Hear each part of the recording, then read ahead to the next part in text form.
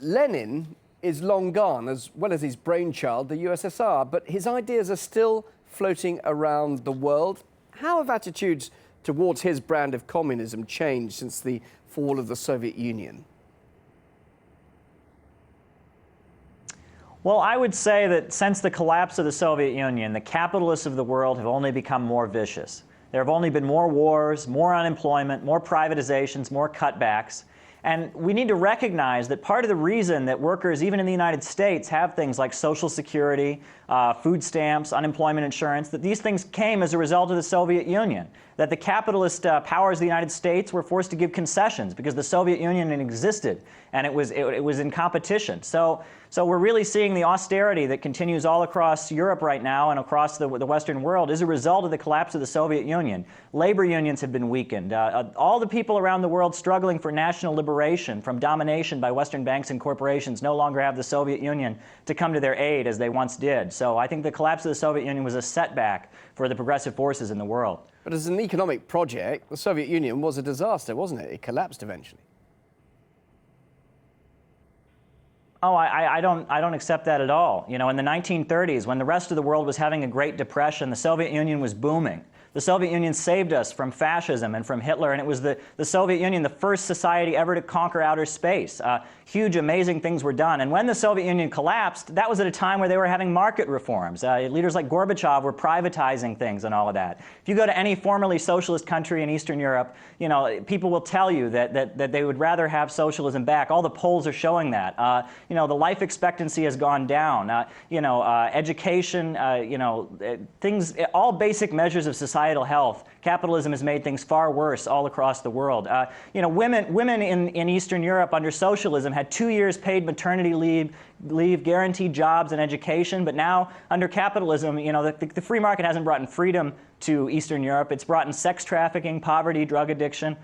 Capitalism has been a disaster all over the world, and people are overwhelmingly seeing that. The Soviet Union never had a moment of peace. The capitalists of the world never gave it a moment to develop and fully blossom. It was always under attack, under threat. But even despite of that, so many great things were achieved. The Soviet Union was really proof that we don't have to have capitalism. We don't need the rich. You know, they tell us that the rich are job creators.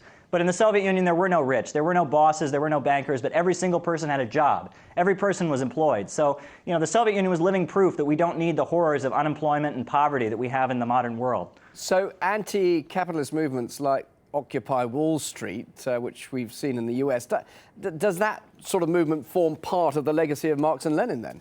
I would absolutely say so. All across the U.S. there are uprisings going on against capitalism. There was Occupy Wall Street. There were the youth who took to the streets against the brutal racist murder of Trayvon Martin. There are fast food workers organizing right now, and they're all fighting against capitalism and what Lenin described as capitalism in its monopoly stage, or imperialism, where a small group of bankers dominate the world economy and colonize and subjugate the peoples of the world. And if we truly want to win our freedom, the people in the Western countries, the working class, need to align with the people around the world that are struggling for national liberation and independence. And it was Lenin who had that brilliance and that understanding of what capitalism had developed into. You know, Lenin really is an inspiration. But all throughout the history of the United States, all the people organizing for civil rights, all the most militant fighters in the labor movement, were all inspired by Marx and Lenin and by communism. And it was the Soviet Union that took a petition to the United States exposing the horrors of Jim Crow segregation. So many great things were done by the Soviet Union, despite the flaws that existed. Yeah, and yet, of course, as I just mentioned earlier, the USSR collapsed, and of course China's economic turn towards rampant capitalism and the complete isolation of North Korea. Surely those are examples that show that Leninism or communism is fundamentally unworkable in this modern age. Well, I think if you look at Cuba today, Cuba has the highest life expectancy in all of Latin America. No Cubans are homeless, no Cubans are unemployed, but all over Latin America, in countries where the World Bank and the IMF and the free market policies have been implemented, people are starving and suffering. And I think the reality shows that socialism is the future.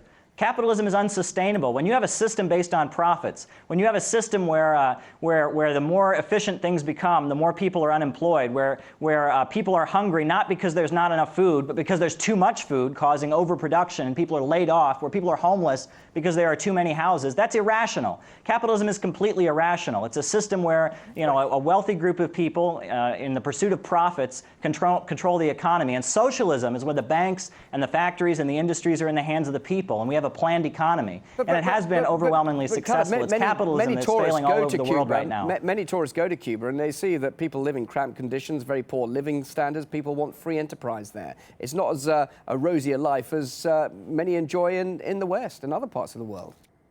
Well, the Western countries, may have more wealth, but that's because of exploitation of the Third World. But compared to other people throughout the Third World, the Cubans live very well. And that's statistically provable. You can look at the CIA World Fact Book, which documents that Cubans have the highest life expectancy in Latin America, and you can look at United Nations statistics. In all basic standards of societal health, the Cubans live very well compared to other people in the Third World. All the poorest countries of the world are capitalist. They're countries that have been dominated by Western banks and corporations. The U.S. bankers, the Western capitalist system impoverishes the people of the world. It lowers life expectancy, causes unemployment. But when countries have broken free of that system and developed an independent economic model, the result has been success. And the countries that have been building socialism have overwhelmingly been successful. And the reason China is so successful today is because the Chinese model is a model in which it's not just totally allowing the capitalists to do whatever they want. The Chinese Communist Party still holds a monopoly on political power, despite market mechanisms existing. So we need to keep this in perspective. Capitalism is creating poverty and suffering all over the world, and even in the Western countries. Unemployment, all these things that are just totally unnecessary. We don't need the rich. We simply don't need the rich. Working class people, we can run the economy. We can have an economy organized to meet human needs and not profit.